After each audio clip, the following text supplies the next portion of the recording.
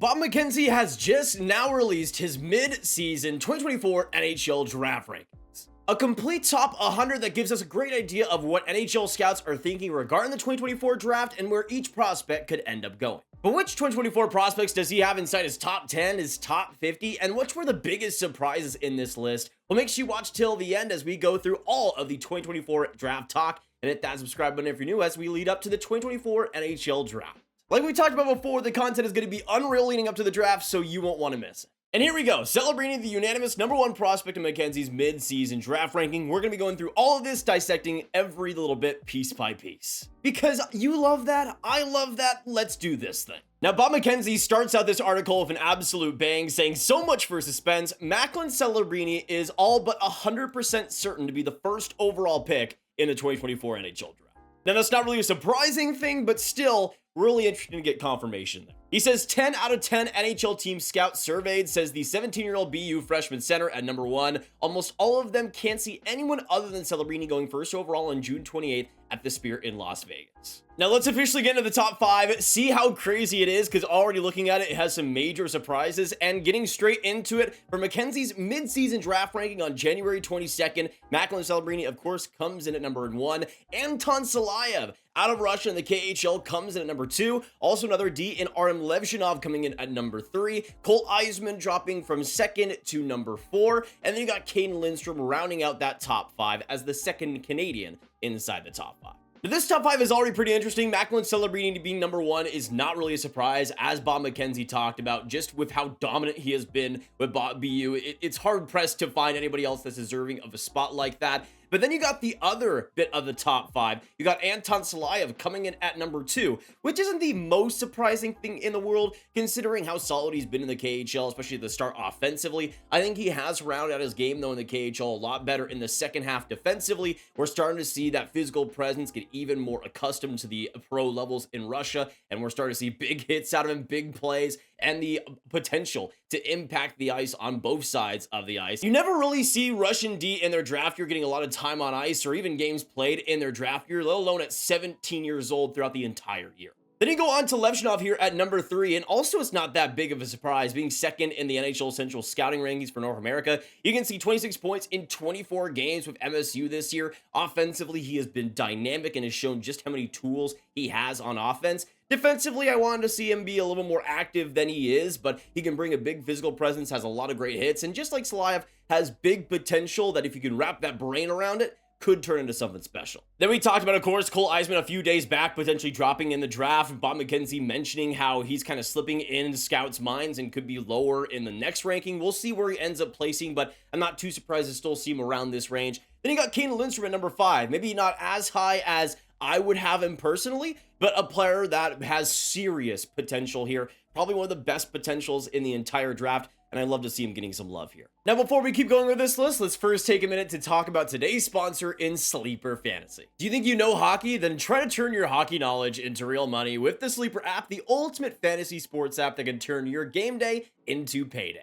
Now, folks, I've gone through my picks for today's NHL action, and as you can see, we're going to go for 3 different picks here. Sidney Crosby, higher than 3.5 shots on goal. Going to go for a spicy one here. Brought less than 0.5 points, predicting to get 0 tonight versus Vegas. And then Sam Reinhart, higher than 2.5 shots against the Nashville Predators. This one will be big if we win. To pick higher on lower on NHL players with daily fantasy contests, go into the description, click on the link, join Sleeper Fantasy, and of course use code GRAB with your first deposit, and you'll get up to a $500 match. And also, y'all, it's not just the NHL. You can make daily fantasy picks on the NFL, the NBA, and whatever you want. So make sure you go in the description, join Sleeper Fantasy, and thank you so much to Sleeper for sponsoring today's video. And now we go to the rest of the top 10, which has some pretty good surprises here. I like seeing Demidov still at #6. I'm kind of a little bit surprised that they still have him this high, considering the inconsistencies in the MHL, but still, the talent is there, and we'll see where he ends up getting picked. You got Sam Dickinson at #7, kind of around the range where I think a lot of people end up having him. Not too surprising there either. But maybe the most interesting one here is Konsta Helenius coming in at #8. If you were paying attention to the NHL Central Scouting Ranking, they had him first among European skaters, above players like Silayev, above players like Demidov.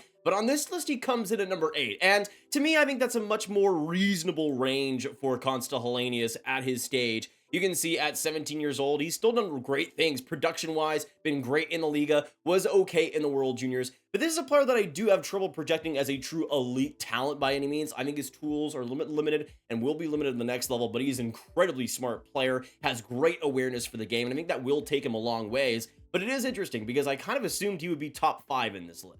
But then we go into that bottom 2 in the top 10, and this is where it starts to really compare to my rankings and what we see here. I'm actually surprised to see Zayne Parekh this high. I would have assumed he'd be outside the top 10 because of some of the defensive deficiencies, but this is a player that is absolutely electric, and with Saginaw this year, I mean, the numbers he's putting up is just unfair for a 17-year-old. 64 points in 42 games, 22 goals. It's unreal what Zayne has been able to do offensively, and even though Saginaw is stacked, a lot of the reason because of it is how good Parekh has been offensively, how creative he is, how aggressive he is, and how confident he is on offense. This could be a real game changer if he's able to hit. Then you got Berkly Catton at number 10, and this is probably at this stage the biggest stray from my personal rankings. I really am a big Berkly Catton believer. I would say maybe the reason why he's lower is maybe the lack of strength at this stage. Of course, the smaller stature and not the most accelerated skating in the world. But is this going to be another Zach Benson situation where teams look at a smaller forward that doesn't have the greatest skating in the world and somehow,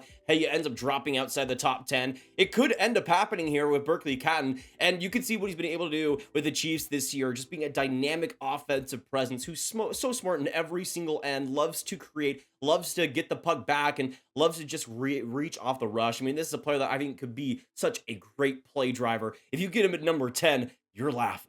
Now we go for the rest of the top 20 and some really interesting names here. Trevor Connolly coming in at number 11. In terms of the pure hockey perspective, Connolly is such a dynamic player. If you want kind of a player comparison, I keep kind of coming back to Trevor Zegras with the way he's able to create off the rush, the playmaking there, the way he's able to assert himself offensively. You can see this here in the USHL, 39 points in 28 games. This is going to be a top 6 power play beast for you, and I do like to see him this high. Then we go into Zeev being at number 13, and this is where it just kind of all falls apart for me. I don't know why Zeev is at this spot. If we're talking about a player that is ready in so many ways, Buum just exemplifies that so much. Just a Lane Hutson-like, but I would say defensively has a lot more potential at the NHL level. But this is a player that is dynamic with the puck, loves creating. Off the rush is a transitional beast, and you can see with Denver, I mean, it's unfair what he's been able to do this year. 32 points in 22 NCAA games. Fantastic for the U.S. at the World Juniors. This guy's going to bring it all. If you get him outside the top 10,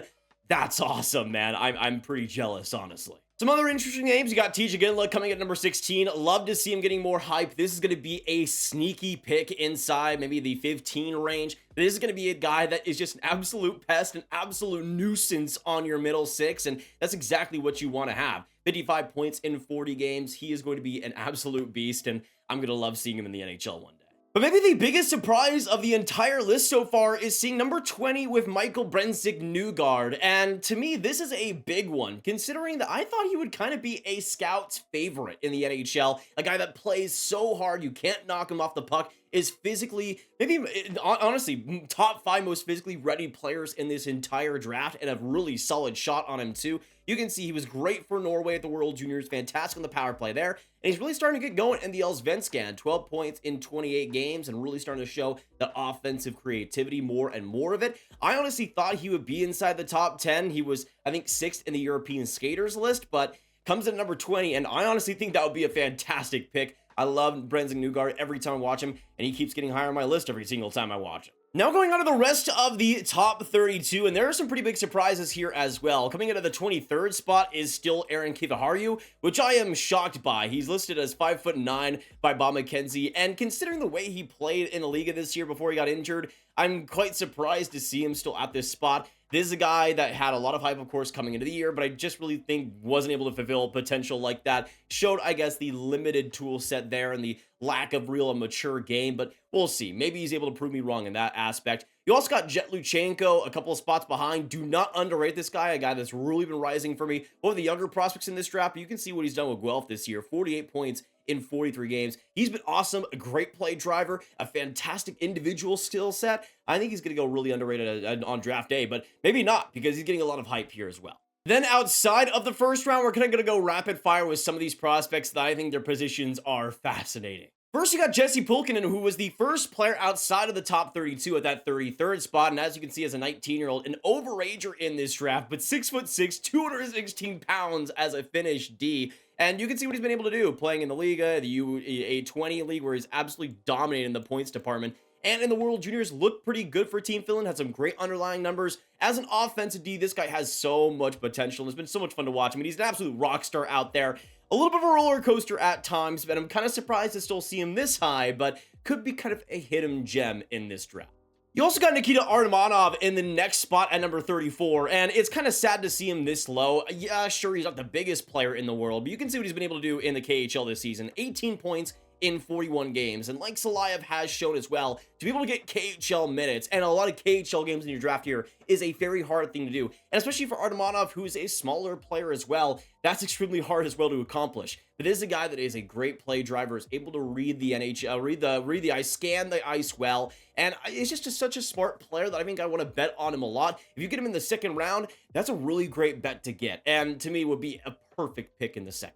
You also got a player like Michael Hage at 36. This range has been pretty good, and you can see what he's been able to do with Chicago this year. 34 points in 30 games. On a horrible Chicago team, Hage has really had the responsibility of that offense, but I think has carried it very well. This is a responsible, solid, great scanner offensive player who I think, especially with the shot and the skating combination, has so much potential to give. I could absolutely see him being a second-line center in the NHL and a guy that rounds out that offensive game in a big way. Kind of surprised to see him this low, honestly. You also got Cole Hutson at 41, and I'm not surprised to see him this low, considering how he's played this year in the NCDP. He's been fine, he's been okay, but comparing him, of course, to his brother in Lane Hutson, to me, Lane has more groundbreaking skill, and to me, defensively, there is times where I think Cole has moments, but just kind of comes up short and still kind of has the same problems as his brother. To me, this is a player that if you want to have the next Lane Hutson 2.0, you draft Zeev Buem, not Cole. Was also pretty surprised to see Ados Koivu coming in at the 60th spot. He was 30th in the NHL Central Scouting European skaters list, but of course, he's the son of Saku Koivu, uncle of Mikko Koivu as well. And you can see, as a 6-foot center, he's got a little bit of chunk of change in the Liga this year, but has played pretty well, rising onto the scene in the U20 Liga, 26 points in 19 games, 15 goals. He's been a guy that's really been a late riser, but is putting up some pretty good results and could be a second-round draft pick. That's going to be wild. And then the last player I want to mention was John Mustard here, another really underrated USHL guy on the younger side of things at a 17-year-old birth date, but of course being a Canadian in the USHL, he's adjusted pretty well. The point totals aren't going to jump out at you, 32 points in 31 games. This is a smart, cerebral player that really gives it all in all three zones, and I think it's just a great transitional player too, a guy that will do the right things, create the right plays, and won't be a superstar at any point, but a solid middle sixer that you'll love to have on your cup-winning team. And he comes in at 64, for getting that at the late second round. Awesome pick.